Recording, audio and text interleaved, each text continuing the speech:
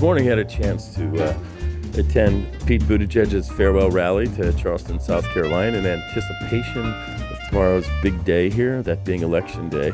And the rally was held in one of the more interesting historical places in America. It was held at the Citadel, an old military academy that's still in operation. It was started in 1842, originally to train soldiers in the event of a slave uprising. And it was later in 1860 that Citadel cadets fired the first shots at Fort Sumter that began the conflagration that we all know as the Civil War. But today it's a much different place. It's a big sprawling campus with cadets of all colors and genders. And one of those ex-cadets is running for the Statehouse here in South Carolina. And he was he offered up the introduction, actually. He introduced Pete to the crowd, and he caught my attention. I'd actually seen him the night before when he'd also introduced Tom Steyer at a much smaller event just outside of Charleston. So Ed Sutton is making his face and name known in anticipation of his run for the Statehouse here in South Carolina, and I had an opportunity to kick it around with Ed, and I wanted to just jump right into this conversation and let you listen in. Local politics is something that we have to pay attention to, right? So like a lot of, of course, with the talking heads on cable news and everything like that, things that happen or said or done in DC get a ton of attention. But your roads, your schools, your traffic lights, especially here in Charleston, our flooding issues, those are all handled and solved at the local level. It's your councilman, it's your state senator, it's your state representative, myself in this race, that are working on those day-to-day issues that impact people's lives. So we are making a very big push to like, hey, this is what's important to pay attention to here locally. Well, I was on Dorchester Road last night on my way to see Tom Steyer, where I first saw you, and the traffic was jammed for miles. Now, my first question to you, is that a daily occurrence, or was there an accident or something happened that was untoward? Do you know? Daily occurrence, and I wanted to mention that when I'm going to speak a little bit later, the initially planned, so the traffic did clear up a little bit, but it took me an hour to drive Dorchester from, I think, Cosgrove all the way up to where we were at the Kickin' Chicken last night, which is crazy. It's only, I think, about 8 miles maybe, and it took an hour to drive that far. I thought Tom Steyer's going to win. I go, there must be 50,000 people. I've seen better traffic at Dodger games. No, he had a really good showing out there last night, and it's been really cool. South Carolina this week is the center of the political universe, and it's been really interesting, all the different campaigns and how everybody operates around here.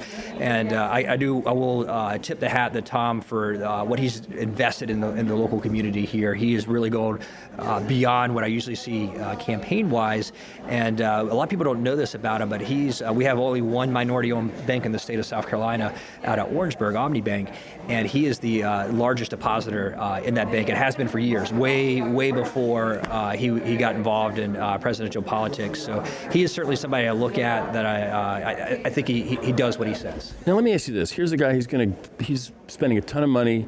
He's gobbling up, I don't know what his percentage, maybe it's 10 or 15 or 12%, maybe, I don't know, but he's got a little slice that could be very meaningful to Mayor Pete or Joe Biden, and it could be the difference between them getting nominated or not, and ultimately defeating the PVP, Putin's vice president, or not. That's my joke. And so, that's a consideration that's real. Some people are angry at Jill Stein, or going back to 2001, what was the guy's name? The consumer activist who took some votes away from Gore that would have given him Florida. Was that Nader? Yeah, Ralph Nader, exactly. There was a lot of animosity towards him. As a matter of fact, it kind of destroyed his credibility in the larger community. And so I think that's a risk that all these candidates have to look in the mirror and say to themselves, and your thoughts, and I think Tom is, a perfect example. Yeah, so I think we're certainly at a point in that conversation. I've had it a lot of times. It is certainly one of the narratives out there as being too fractured, that maybe the best person won't get out there. But I think we will see, of course, South Carolina's be huge tomorrow, Saturday, and then we're going to roll straight into Super Tuesday. And I have a feeling the picture's going to get a lot clearer come Super Tuesday. And I'll say this, I've worked with with and supported just about every campaign that has come through here, and I'm very much who's ever at the top, I'm going to be supporting. It doesn't matter if they weren't my first choice, my second choice, third choice. I'm supporting who's ever at the top because, like I mentioned in the introduction for Pete today, we need a stable hand. We need a steady hand at the wheel, and we can no longer do policy by tweet. That just doesn't work, and it's not good for our economy. It's not good for our military readiness, and we just need they gotta hold things down to the White House a good bit. And now it's what I like to call, in Lyndon Johnson parlance, nut cutting time. People are going to have to cut and fold tents, swallow pride. It's when politics gets personal and painful. Oh, yeah. And it's where the candidate might have to just walk into a room and cry and then come back out with a brave face, because the thing that I see is the humanity of it. I see the humanity of you. Guy went to the Citadel, and I want to talk about that. Yeah. You're from South Carolina. I am, yes, sir. And so the Citadel is a private institution with a public. It's public. 100% public. Yes, Okay, sir. so how do you get in? It's like you don't need a congressman it's different than the military academies. And how is it different? And while it's still public? Yeah, so it's a state school. It always has been since we were founded in 1842. And so you apply to the Citadel just like you would University of South Carolina or Clemson. Of course, we have some additional requirements being a military school, like the PT test and everything. But the Citadel is not like a West Point or Air Force Academy that you're required to serve after you graduate, and that's because of the way that we evolved. We initially were basically started as a militia college, right? So we were kind of like the reserves of the state. When there was a conflict, the Citadel would activate. And as a history of our school, for every major war up into World War II, the entire school shut down and went to war. In World War II, I think the last class we had was, I want to say 42. And then after that, if you were a junior or senior at the time, you received a commission and went to war. Below that, you enlisted and went. So that's kind of the history as we've evolved as a school. I think I came through here. I graduated in 2006, so the war on terror, Iraq, Afghanistan was pretty hot and heavy then.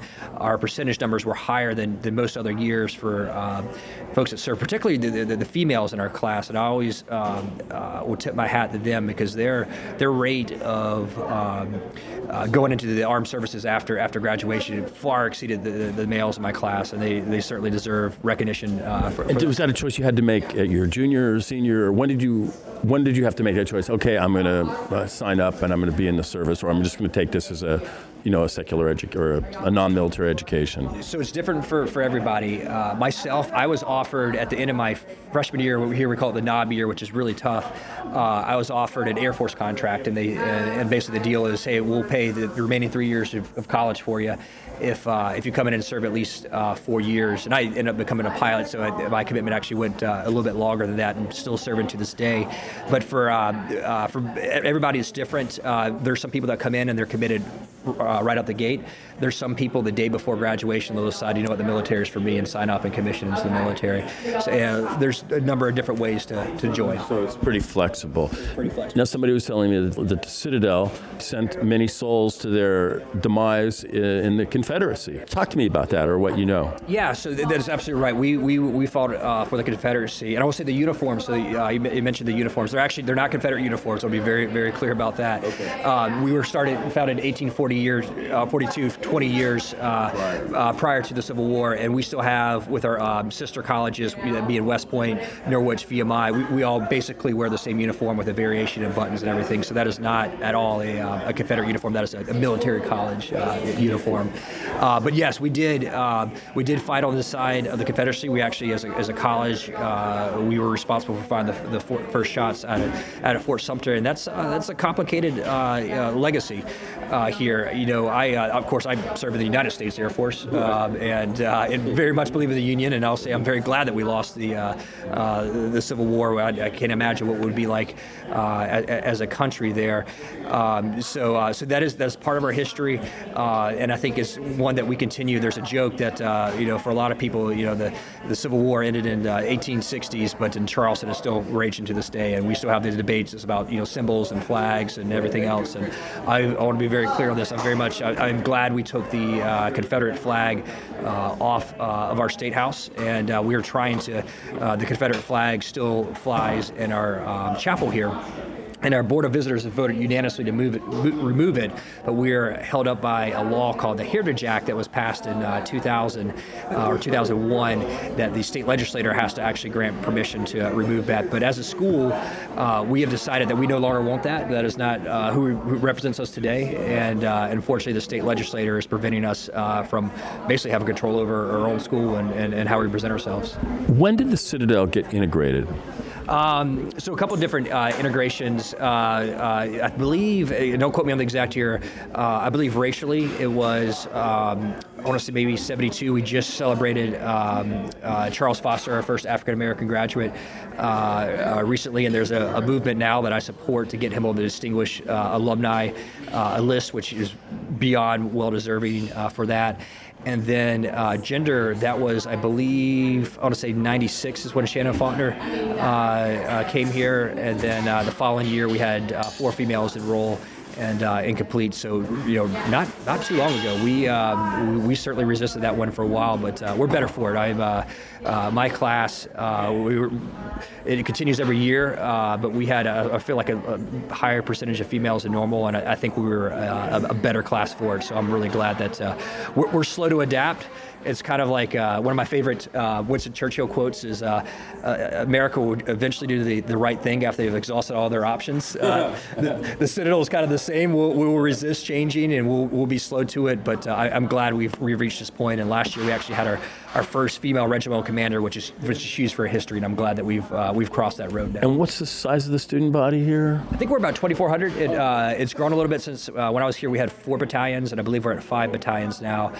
So I think it's about 2,400 cadets, and then I want to say we're closer to 3,000 if you include our graduate college and veterans program as well. So my father, I grew up hearing, my dad was in the Marine Corps, and my dad went to a Southern military academy called Riverside Military Academy in Gainesville, Georgia. And then, so I grew up hearing stories about this my whole life.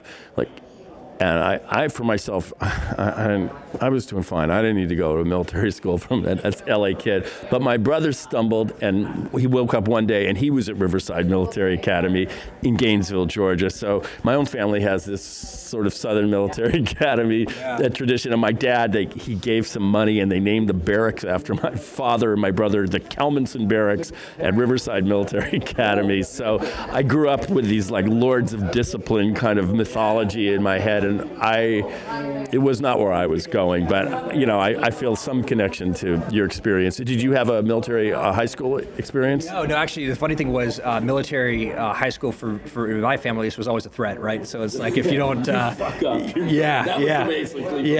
And so when I told my parents I wanted to go to Citadel, wait a second, you've been resisting military, school forever, and now you want to go to their college, but I'll tell you, a big part of the decision was September 11th happened my senior year in high school. And I remember, sitting in, it was between periods when that first plane hit the tower, and realizing that was, something big's happened. There's a big, shift in our history. As my generation's Pearl Harbor moment, and I knew then that I wanted to go to the Citadel and to serve. So that was weighed heavily on my decision. So you're running for a local office, but you've had this military experience. You're in the service right now, the Air Force, right? And you've had a chance to think about foreign policy and how to use the military in a world that's, for me, in my view, the last, 20 years since 2001, I would say 19 years, we're still in these wars. The war in Afghanistan is, it's longer than World War II, the Civil War, and World War I combined. Yeah. The futility of, I don't want to say the military, but military answers to complex problems is so frigging evident to me. And you hit the nail on the head right there. We are not the answer to a lot of our foreign policy problems, and I really feel like since September 11th that we have been, that we are, the military, for the most part, to oversimplify, we're a big hammer, right? And a lot of these international conflicts and situations, we need more of a scalpel, and that can come for diplomatic efforts, maybe smaller special operation type forces, but we have certainly been. I'll say the go-to option a lot of times when we should not have been. And I've been to Afghanistan on deployment-wise 3 times. Being a pilot, I've flown in and out of there a lot more than that. And I'll tell you kind of a personal moment for me, and where I kind of a eye-opening moment. My last deployment was in 2013. I deployed in 2010, 2011, and 2013. And my 2013 deployment was different because the previous two I was flying airdrop missions. I was flying a C-17 and throwing supplies out the back and everything. And I volunteered to do some time with the Army and actually work that same process from the ground. So I was bouncing around Paktika province and hitting FOBs and operating out of Bagram as well, where Mayor Pete was. And so I got to see Afghanistan and our operations there from a very different perspective. And my last day in country, we lost 6 guys from my task force, and big task force was about 2,500 of us. And in a way, I'm a little bit fortunate. I didn't know any of them directly, but they were part of my team. And I flew out on the C-17 with them, escorted their bodies back to the Ramstein, and it's about an 8-hour flight. I remember thinking, here we are, 13 years of this war. And these guys, the most busiest road, they died on Highway 1. Sorry, I get a little emotional when I talk about it. It's okay, man.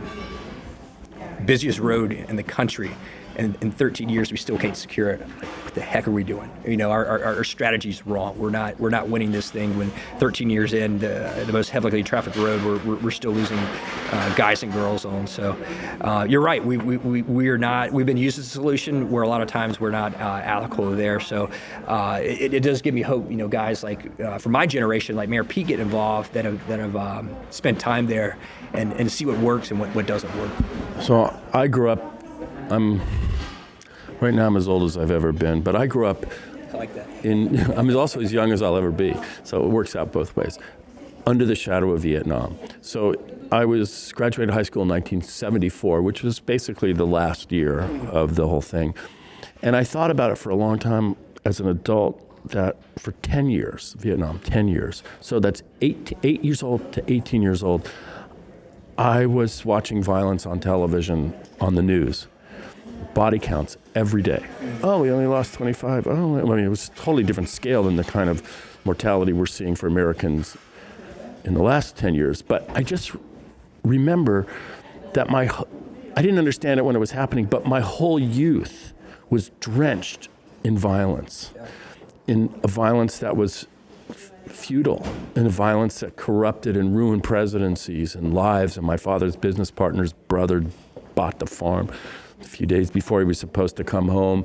And it's just like, I didn't realize how much that affected me psychically until I started watching some of these documentaries, and I studied and I read. I've been to Vietnam. I had a motorcycle accident in Vietnam. I said, great, like 5 years ago, great, I'm going to die in Vietnam. Who knew it finally happened? I didn't know. I'm going to get killed in Vietnam. What happened to Bill? He died in Vietnam. Really? Oh man, I have so much respect for him. Wasn't he a little young? Yeah, but still, it was a motorcycle. He was on vacation. Okay. So just the futility of it. And then I'm talking too much, but the larger view of history. Did you just mention Winston Churchill to me? I did, yeah. Well, his first dispatches were fighting warrior tribes in the Khyber Pass in Afghanistan. The same folks, the same wars, imperial nations, the futility of it. Just come on. Yes, in the 1890s, Winston Churchill, and we were about the same age, did a deployment to Afghanistan, and I'm currently reading The Last Lion, which is his most complete biography, and it is a long read, but it's fantastic. So I've been spacing it out. I'm doing one volume a year, and at the beginning of the year I always start, so I'm in the third one and almost finished. But yeah, I remember just reading that. At 27 years old, he was in Afghanistan, and here I am over 100 years later, same territory that Winston worked on and stuff, and that's I don't think we've fully realized how different that society is. It's tribal in nature. And a lot of people like to, put headlines over things and simplify. And they're like, oh, it's a Muslim thing. It is not. It is a tribal thing, because when Alexander the Great went in there, that was way before Islam was even a religion, and he struggled. He lost there. The British on 3 separate attempts, they lost there. The Russians couldn't do it. So it has been called the graveyard of empires, and I think that is a appropriate title for Afghanistan. And really, any success of winning or influence, you have to win the people. And I believe strongly, and I wrote my master's thesis on this, is counterinsurgency is the way to go, not conventional forces. But we haven't quite turned that corner. So you've done some serious thinking about the history and the overlay and the issues. I talk to people. I said, well, if you don't know about Sykes-Picot, you don't know about the Middle East. Yes. Yeah. Sykes-Picot. So Sykes-Picot Treaty was I think they signed it prior to the end of World War I, but it was secret. Right around the end, yeah. Yeah, and that established a lot of the Middle Eastern borders that we have today, and it was done by a Frenchman and an English guy, and they did without the internet. Yeah. They couldn't send the maps back. Yeah, they didn't know what the hell they were doing. They didn't know where any of these lines are, and I think there's a book written about that called the Treaty for All Wars. I can't remember the exact title of it, but it talks about exactly that. And then in Afghanistan, we have what's called the Durant Line. British guy drew that one as well, and that divides Pakistan and Afghanistan. And again, it's nebulous. Like, these tribes don't recognize the borders at all, and it makes no sense. And how many soldiers, tribal people and Western soldiers, have died defending these lines? I think Afghanistan, I want to say we're up to 5,500, so I could be wrong. Just historical. Yeah. It's in crazy. the Middle East. I mean, come on. Yeah, no, it's crazy that the sins of our great grandfathers. And don't get me wrong, World War I was the major sacrifice, but on the backside of that, some of the elected leaders or diplomatic leaders, they certainly did some big mistakes, like the Sykes-Picot Treaty, that to this day we're still dealing with over 100 years later. But nobody talks about it. There's no recognition of it. I just refer people kindly back to the movie Lawrence of Arabia, where it's all there. It's all there. And Lawrence is the best. My master's thesis, I think I probably quoted seven pillars of wisdom a couple of times. I've always been a huge Lawrence of Arabia guy. And for those that don't know his story, watch the Peter O'Toole movie. It's a movie, right? So my favorite movie of all time. Yeah, it doesn't do it. It's Hollywood, right? So it's but it is a good. It's from that movie's from the golden age in the 50s of Hollywood, big budget blockbusters and everything. But the movie's fantastic. But read the book, Seven Pillars of Wisdom, in his life, because and Lawrence got it. Like, he went out with the Bedouin tribes and assimilated and became part of them. And he still to a certain degree maintained his nationality, being a British, but he was living with these folks and eating with these folks and integrated. And they respected him, and the tribes then started coming to him for solutions. And when the British government were looking to do things, he would bring those guys along and would be able to build a coalition that way. And we've just never been able, I'll say some special forces operators have had, I believe there's a white paper called One Tribe at a Time, and the gentleman's name escapes me, but he did a fantastic job, and I think he was in Paktiga province as well, integrating with tribes, but on a large scale, we had just never done that. But yeah, great reference there to Lawrence of Arabia. I'll throw another movie reference. I direct movies. I'm a writer of screenplays.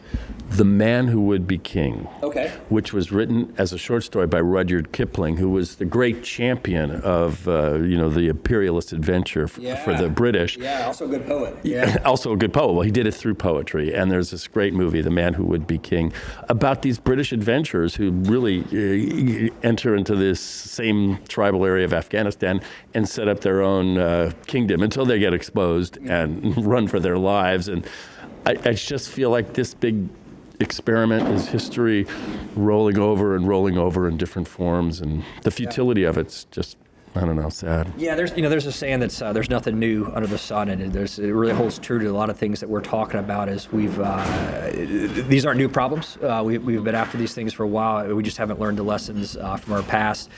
Going back to Robert Kipling, I recommend. I believe it's on YouTube. I want to say it's his poem "Boots," and it's an eerie one. It's about World War I. He lost his son in World War I. Did he? Yeah.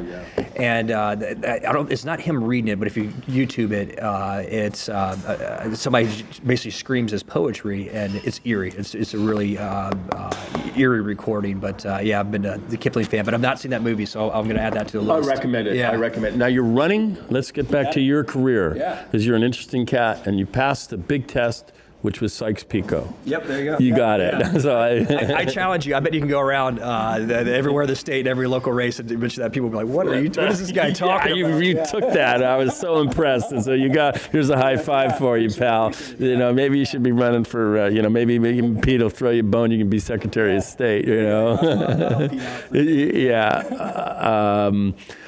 So you're running for the Statehouse. Yes, sir. Tell to me just specifically about your district and where it is. Yeah, so the district's weird. We do have a problem with gerrymandering in South Carolina. 2010 was a very, and Mayor Pete mentioned this in his remarks today, a very heavy Republican election, and they won the rights to draw a lot of these districts. And they, of course, they drew it in favor to keep their seats safe for a long time. And the seat I'm running for actually used to be the Speaker of the House's seat. So it's very safe, Republican. 10 years ago it was. What's happened now is we've seen a lot of people move down from other states into the area and have gotten very active and also demanded more. We've had a huge, with this influx of people, a big strain on our schools and our infrastructure, and people aren't willing to sit with the status quo any longer. And I think they realize that the people that are not being responsive, or maybe the people that did set the system up for long term, have got to go. We've got to switch out some of these seats. Okay, so where is that seat? Are we sitting in it? We're not sitting in it right now. It is City of Charleston. It's West Ashley, up into Somerville, Dorchester County as well. I have a little slice of Somerville. And that was where I saw you last night. Yep, up in Somerville. You got it. Yeah. That would be within your seat. We were on the opposite side. We were just on the border. The district is on the other side of Dorchester Road. Okay. Up there. Yeah. Okay, yeah. where the homes are, not where the homes are. You got it. Yeah. Yep. And so when's your election? It'll be the same as this presidential election on November 3rd of 2020, so 9 months from now. So you got 9 months from now. This is your first office you've ran for. It is, yes, sir. Yes, sir. The main thing is, are you having fun? I'm having a blast. I mentioned this on Facebook the other day. The coolest thing about running for office is meeting people. I've gotten to meet so many community leaders that maybe I've read about them in the paper at some point or heard about them in passing, and it's cool to sit down with them. And kind of what you're doing in a way, like interview them, get to know them, let them know me, and just taking a greater involvement in my community. And who's occupying the seat that you want? The current incumbent is Lynn Bennett. She's been in there. I think she just started her fourth year, and we've got a really good shot of flipping this. Is she Republican? She's Republican. She's of the far right red hat variety, and this is very much a moderate district. This is a district that our Congressman Joe Cunningham won in 2018, and all signs show that it should be a Democratic district with a candidate that actually cares about local issues like flooding and improving our infrastructure along Highway 61. And do you think she'll be at the rally tonight with the PVP, Putin's vice president? She may be. It's funny. I would love to do this to show the contrast between her and I. If she takes a picture with Trump, I will share my picture with Mayor Pete and say 2 veterans versus 2 conspiracy theorists. You'll be praying for that. Yeah. So we will certainly, because here's the thing in the Low Country, the partisan stuff is kind of worn on people. And Cunningham's election in 2018 was, quite frankly, a referendum on that. He ran on, hey, let's stop offshore drilling because that's something we care here locally. And he won a seat that has been Republican for 40 years by running that. And that's for my friends that don't know South Carolina politics. Cunningham got a congressional seat. Yes, sir. Okay. Yes, sir. Yep. He's in the U.S. Congress and doing a fantastic job. He's actually already passed a bill in the House to ban offshore drilling, which is, wildly popular. It's sitting on Mitch McConnell's desk right now, and he refuses to take it up in the Senate. But Joe's doing really good work. But I think it showed kind of where we are as a community that put the partisan stuff aside. Let's focus on local issues. So you're a young guy, handsome, got the full package. Now you're in the reserve, so you have a full-time job, or what's that? So besides flying missions for the reserve still, my full-time job, my office actually right a block away from here, is I work with Marshall Walker Real Estate. And so I do real estate and then also commercial development. So we do a lot of military connection. I do a lot of military home sales. And then on the commercial side of the house, I'm a big history nerd, as you can tell from some of the references, and I blend architecture in with that too. So we're focused on restoring historic commercial buildings, bringing them back to life, and I really like doing mixed-use development. So I've had a lot of fun doing that the last couple of years. So you're on the verge of this big adventure, this political adventure. When did you decide or announce or make this claim that you're going to run for office? We did it in July of this year. So this is, I'll say, very unusual for a state house. It was actually traditionally, most state house and state senate runs haven't started until next month through the March of that year. But we saw an opportunity, and part of our goal too, and I mentioned before you started recording, is we want to meet as many people as possible, sit in people's living room, have a beer with them at the bar, type things. So we started early so we could do our community outreach program, and that's exactly what we've been doing. We've been hitting, community leaders, HOA presidents, people that are involved, and basically it's two parts: letting them know who I am as a person and the values I stand for, but also hearing directly from folks what's important to them, what they want to see done in the district. And is it a 2-year or 4-year term? It's a 2-year term, so it'll be up for re-election every 2 years. So you'll be running your whole life. Ooh, yeah, the same thing. Yeah. And is that a full-time job? It is not. No, South Carolina is unique in this. It's a part-time job, and I joke it's a $10,000 a year job, and I joke a lot of times with the folks and some of the products that we're getting out of Columbia. It's like you get what you pay for up there. These guys. But also, one of the problems with our model is it doesn't lend itself to professionals, right? So for to be up in Columbia for 5 to 6 months out of the year, plus do everything you need to do in district for $10,000, you have to be a retiree or somebody who's independently wealthy. I'm neither one of those, by the way. And what we're missing is educators, right? We're missing people that work our everyday jobs, and it's reflected in the policy that we pass. Because no teacher can take off half the year for $10,000. They're already our pay is way below not just the national average, but the Southeast average. And that probably vests a lot of power in the governor here. Actually, we're a weird state. The true power of the state is actually the Speaker of the House. The way that our state constitution is set up, so that the power really kind of resides within the House. Wow. Well, so you've got how many voters are in your district? I think we have about 35,000 registered voters, and we're expecting we'll probably have about 19,000 is what our numbers are for this upcoming presidential election. Of course, draws up more folks. And where can people find you online? Because, that's the big tool here. Absolutely. Website address is Sutton for SC, my last name. So Sutton is SUTTON for FORSC, SouthCarolina.com. Okay. Yeah. And just what's the game plan, between now and November? Yes, sir. You're going to be on that down ballot. Yeah, I think I'm number 5 or 6. So, yeah, of course, president, our senator, congressman, and then some county, or I think the Senate, state rep, and then we'll get the county level. So between now and then, the goal is to continue meeting people, and then of course fundraising. We've got to buy TV ads and send out mailers and everything. So I told you that the best part of running for office, you meet a lot of cool people and interesting people. The worst part is cold calling people for money. I absolutely hate doing that.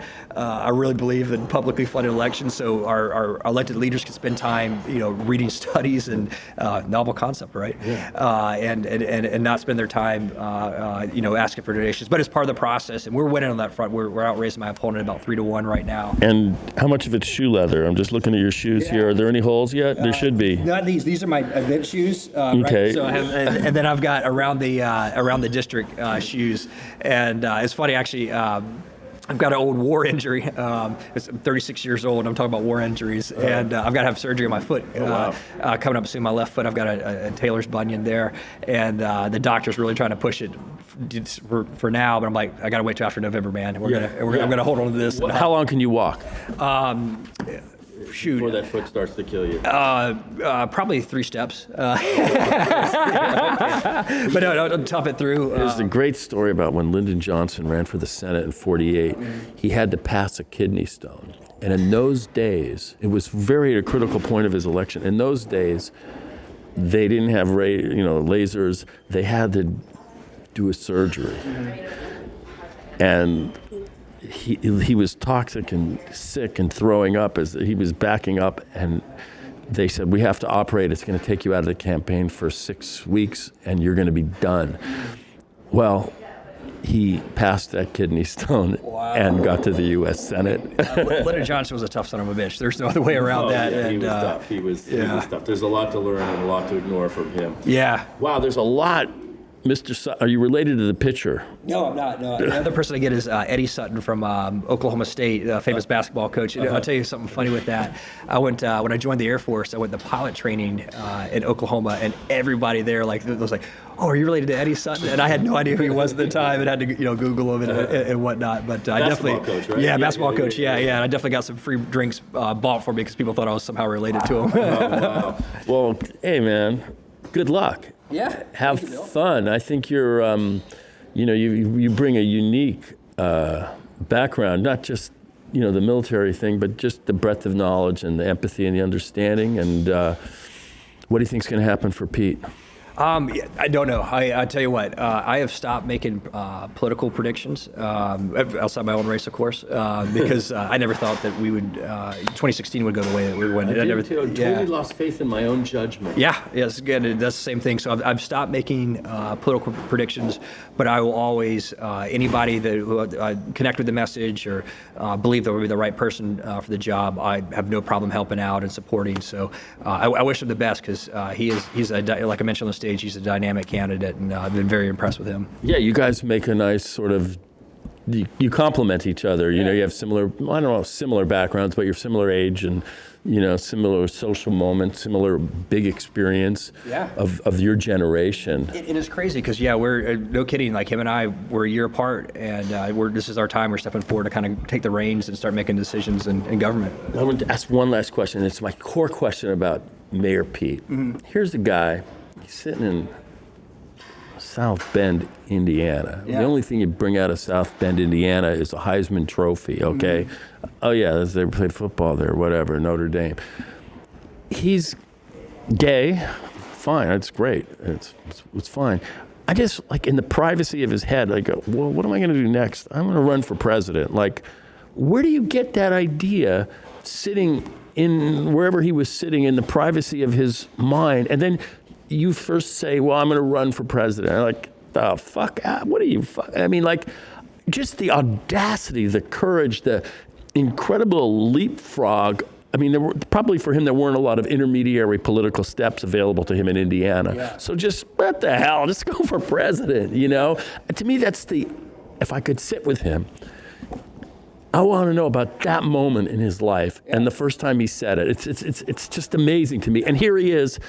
He's the political miracle of this election. Whether he gets passed today or next week or makes it to the presidency, and by the way, I think he would be a very good president.